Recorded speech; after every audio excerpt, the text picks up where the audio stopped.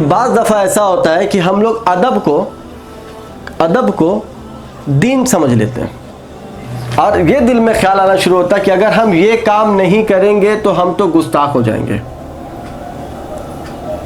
ادب کا جو بک ہے، ڈسپلین کے بارے میں جو بک ہے، اس کو امام بخاری نے لکھا ہے، ادب المفرد، بک آف ڈسپلین۔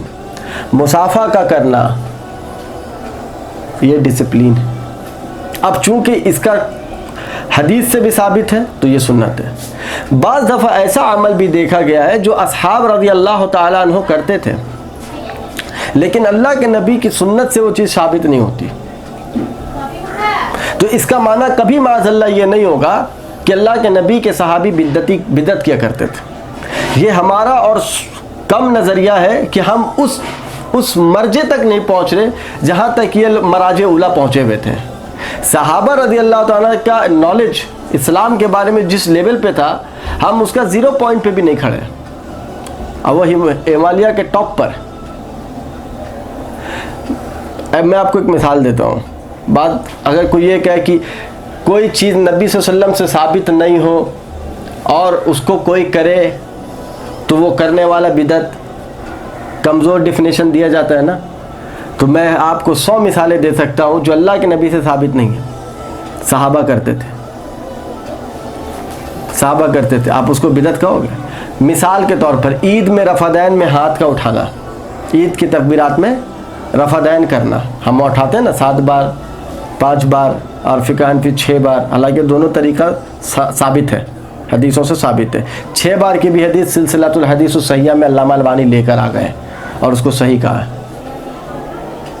ٹھیک ہے، کسی کو پریشانی ہو کھول کے جا کے دیکھ لے، نہیں ہو تو پھر ہم لوگوں کو ای میل کرے، ہم انشاءاللہ اس کا اسکین بھیج دیں گے۔ ٹھیک ہے، تو اب یہ جو عید کے تکبیرات میں رفع دین کرنا ہے، یہ اللہ کے نبی کی کوئی بھی حدیث سے ثابت نہیں۔ نمازوں میں رفع دین کرنا ثابت ہے، تو اب عید کے دن میں رفع دین کرنا کسی سے ثابت نہیں، اللہ کے نبی سے، لیکن یہ ثابت عبداللہ ابن عمر سے ہے، یہ ثابت حضرت عبداللہ ابن عمر سے ہے۔ تو چونکہ عبداللہ ابن عمر رضی اللہ تعالی عنہما یہ صحابی رسول ہیں،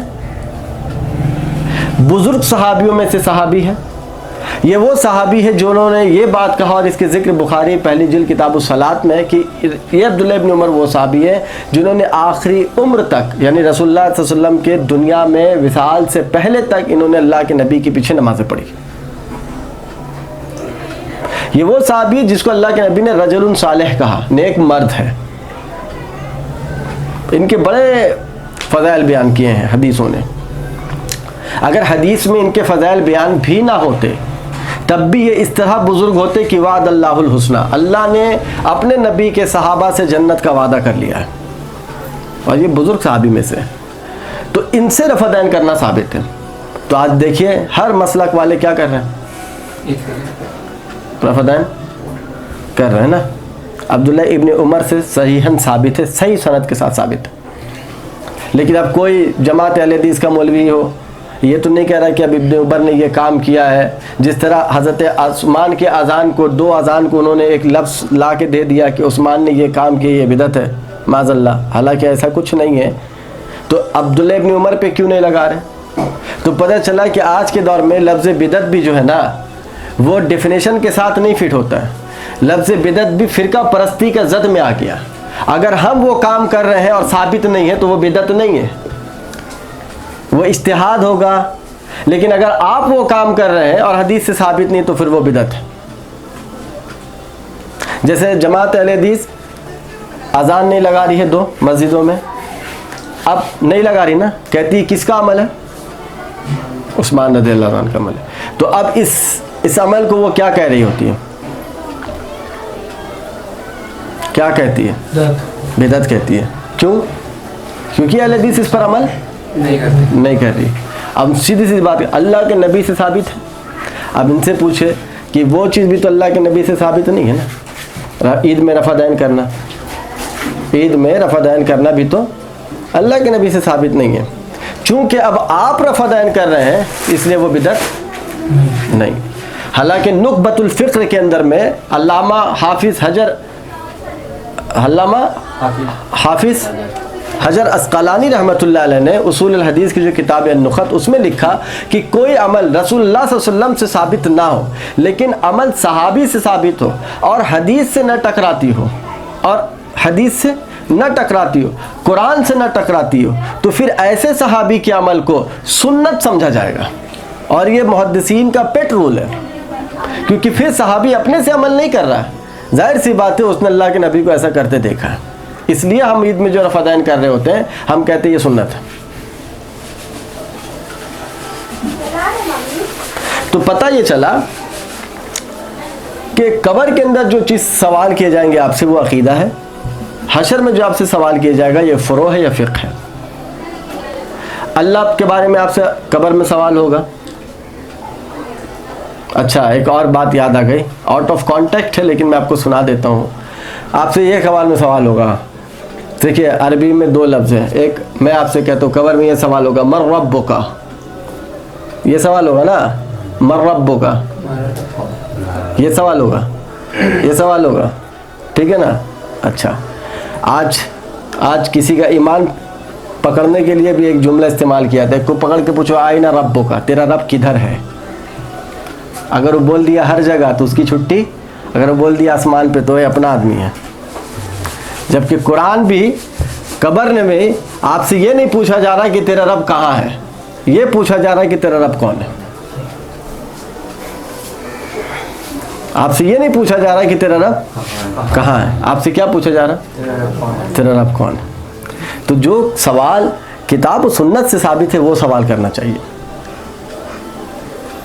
آپ کو یہ کہہ سکتا ہے کہ اللہ کے نبی نے بھی تو پوچھا کہ تیرا رب کہاں ہے, تو اس کا سب سے بہت آسان اور مسکراتا ہوا جواب یہ ہے کہ جس سے پوچھا تھا وہ مسلمان نہیں تھی, وہ ایک عیسائی لڑکی تھی. اس سے اور ہم بھی مسلمان ہیں اور آپ بھی مسلمان ہیں. یہ کہاں ہے کہ ایک مسلمان دوسرے مسلمان سے یہ سوال کرے کہ تیرا رب کہاں ہے. یہ سب سوال سے بچنا چاہیے. یہ سب سوال گمراہی اور اختلاف کا راستہ کھول دیتا ہے. ایک صوفی کا شاعری ہے, یا کوٹ کر دوں, مجذوب صوفی نے لکھا ہے, پہلا لائن تو غلط ہے, اس نے لکھا عرش پہ تو فرش پہ تو, یہ پہلا لائن ہے غلط, عرش پہ تو اور فرش پہ تو. لیکن دوسرا لائن بہت اچھا لکھا, دوسرا اس نے لکھا جس کی سمجھ جہاں تلک اس کے لیے وہیں تک تو. جس کی سمجھ جہاں تک ہے اللہ کو اس نے وہاں تک پایا ہے.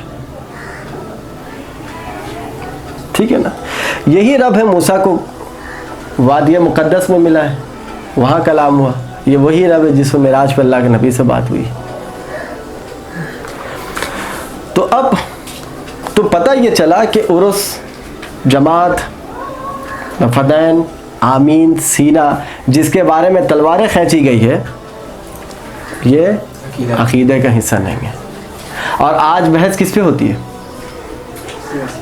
اسی پہ. ایک رفدین کرنے والا آدمی, اس کا گھر میں سود بھی چلے, اہل حدیث بھائی ہے, ٹھیک ہے. ایک تہجد پڑھنے والا حنفی ہے, اس کو دور کرو. یاد رکھو اللہ کے نزدیک تقوی کے بنیاد میں جو سب سے آگے ہوگا اللہ کے نزدیک وہ سب سے بلند ہے. اور تقوی کسی کے باپ کی کھیتی کا نام نہیں ہے. اگر ایک آدمی یہ سمجھ لے کہ تقوی کس کو کہتے ہیں نا, تو اس کو بہت چیز جو رمز و حیات ہے نا, زندگی کے فلسفی اس کو سمجھ میں آ جائے. اگر تقوی خالی نماز کا نام ہوتا, یا جہاد کا نام, یا روزے کا نام, یا حج کا نام ہوتا, جنت میں صرف ایک دروازہ بنایا جاتا.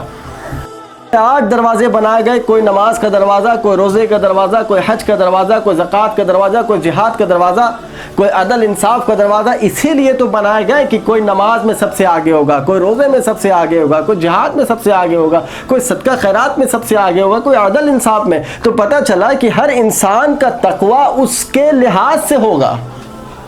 اگر ہم 1000 کا دانہ والا تسبیح لے کے تسبیح پڑھ رہے ہیں تو کوئی ضروری نہیں ہے کہ آپ کو بھی 1000 کا دانہ لے کے پڑھنا پڑے. ہو سکتا ہے مالا پھیرت جو گیا مٹانا من کا پھیر, اللہ اللہ اللہ اللہ کرتے کرتے بوڑھے ہو گئے لیکن دل جو ہے وہ کالا کا کالا ہی رہ گیا، تو پھر ایسا اللہ کر کے کیا فائدہ؟ اگر کسی نے ایک آنسو اللہ کے لیے بہا دیا ہو تو ڈھونڈے ہیں اس کی رحمت بخشش کے 100 بہانے، وہ کریم ہی ٹھہرا، اس کے کرم کے کیا ٹھکانے۔ تو اب کسی کی لمبی داڑھی، کسی کا تسبیح دانہ دیکھ کے وہ متقی ہے، اب کوئی آدمی تسبیح دانہ نہیں گھما رہا، اس کا منہ میں تو ہر وقت کچھ اور رہتا ہے۔ اللہ منہ کا نام نہیں ہے، اللہ یقین کا نام ہے، اور اس کے اوپر آنے سے سمجھ میں آئے گا۔ منہ سے مشرکین بھی اللہ مانتا تھا، جب ان سے پوچھا جاتا تھا کہ زمین آسمان میں کو کس نے بنایا ہے تو یہ مشرکین بھی کہتے تھے کہ اللہ نے بنایا ہے، لیکن جب کہا جاتا تھا اس کو یقین کے ساتھ آگے پیش کرو تو وہ کہتے تھے بیٹا عزا دیتا ہے، بیٹی ملات دیتی ہے، پھر یقین پھس۔ یہ الٹا ہے مسلمانوں کے لیے کہ مسلمانوں کو منہ سے بھی اللہ بولنا ہے اور دل سے بھی اللہ کا اقرار کرنا ہے، کیونکہ امام شافعی رحمۃ اللہ فرماتے ہیں اس دین کا 70% حصہ جو ہے نا وہ صرف نیت ہے۔ اگر نیت نہیں تو نماز نہیں، نیت نہیں تو روزہ نہیں، نیت دکھاوے کا ہے تو نماز نہیں ہونے والا، سمجھ رہے نا؟ تو عقیدہ کیا ہے؟ عقیدہ یہ ہے کہ آپ پکا یقین کے ساتھ کتاب و سنت کے دلائل اور براہین اور اجماع امت کے ساتھ کسی چیز کو آگے لے کر بڑھیں، یہ ہے عقیدہ۔ اگر یہ آپ کے بزرگوں میں سلف و صالحین میں وہ عمل پایا گیا اور اسی انداز سے آپ نے مانا تو یہ عقیدہ ہے، یہ گمراہی نہیں ہے۔ لیکن اگر کوئی آپ نے ایسی چیز شروع کر دی جس میں آپ نے اپنے بزرگوں کو نہیں پایا، نہ صحابہ، نہ تبع، نہ تابعین، نہ ائمہ محدثین، نہ مفسرین کو پایا، تو پھر ایسا نیا کام کرنا کیا ہے؟ بدعت۔ کچھ لوگ کہتے ہیں ماتم کرنا چاہیے سیدنا حسین رضی اللہ تعالیٰ عنہ کا، ہم بھی کہتے ہیں حسین رضی اللہ تعالیٰ عنہ کا غم کسی مہینے کا محتاج نہیں ہے، کوئی دن کا محتاج نہیں ہے، نہ سیدنا حسین کا غم کوئی لباس کا محتاج ہے۔ لال پہننے والا بھی حسین کے محبت میں رو سکتا ہے، کوئی ضروری نہیں کہ کالا پہن کے رونا پڑے۔ حسین کا محبت دل کے ڈسپلین کا نام ہے، لباس کا نام نہیں ہے۔ ہم کالا لباس پہن کے نکاح کر سکتے ہیں، ہم لال لباس پہن کے ایک مجلس میں بیٹھے سیدنا حسین کا ذکر ہوا، یاد میں آنسو بھی آ سکتی ہے، کوئی ضروری کہ لال کرتا پہنیں گے تو آنسو نہیں آ سکے گا؟ نہیں۔ تو اب انہی سے پوچھے کہ آپ نے کن بزرگوں کو ماتم کرتے دیکھا؟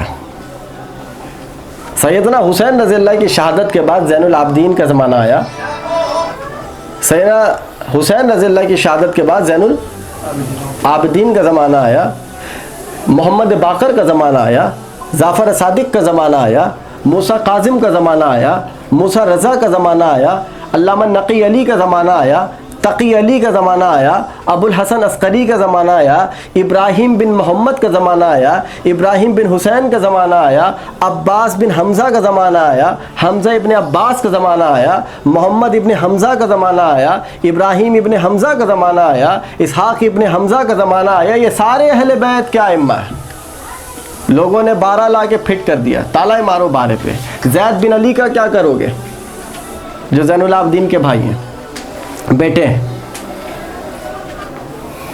تو اب ان لوگوں سے آپ ثابت کر دو کہ انہوں نے چھری لے کر بازاروں پر آئے ہو، چھری لے کر بازاروں پر آئے ہو، تو آپ کیا ثابت کرو گے؟ کہ وہ لوگ روتے تھے۔ تو پتہ چلا کہ جس چیز کو آپ نے عقیدہ بنایا وہ در حقیقت میں ایک مسلک کے اپوزٹ ضد میں آپ نے ایک عقیدہ بنایا کہ وہ اس کو خوشی کا تہوار سمجھتا، ہم اس کو غم میں اضافہ کر دیں گے، تو گویا یہ عقیدہ نہیں، یہ جلن ہے۔ تو عقیدہ وہی چیز ہے بھائی جو اللہ اور اس کے رسول کی شریعت، اللہ اور اس کے رسول کا قانون، اللہ اور اس کے رسول نے جس چیز پر ایمان رکھنے کا حکم دیا اس کو کیسے ایمان رکھا جائے اس پر، اور اس ایمان کے ساتھ کیسے آگے بڑھا جائے، جو اللہ کے رسول کے صحابہ، اس کے بعد آنے والے تابعین، تبع تابعین، ائمہ محدثین سے ہم تک پہنچ رہی ہے تواتر کے ساتھ۔ تو ایسے چیز کو کہتے ہیں عقیدہ۔